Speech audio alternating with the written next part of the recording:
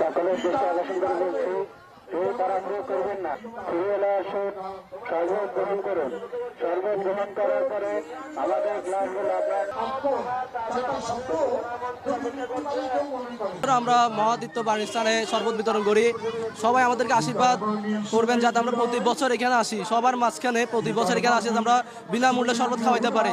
মহাকালী নবগ্রহ মন্দির কর্তৃক আয়োজিত উত্তর হালিশহর অযোধ্যাপাড়া আজকের এই পূর্ণ তীর্থ মহতী ধর্মসভায় আমরা শ্রী শ্রী মহাকালী নবগ্রহ মন্দিরের পক্ষ থেকে শরবত বিতরণ আয়োজন করেছি।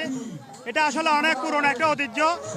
এখানে আমাদের প্রায় জায়গা নিয়ে অনেকটা সমস্যা, তো সরকারের কাছে আসলে আবেদন আমাদের এই পুণ্যার্থীদের প্রতি বছর যেন এই আয়োজনটা করতে দেয়।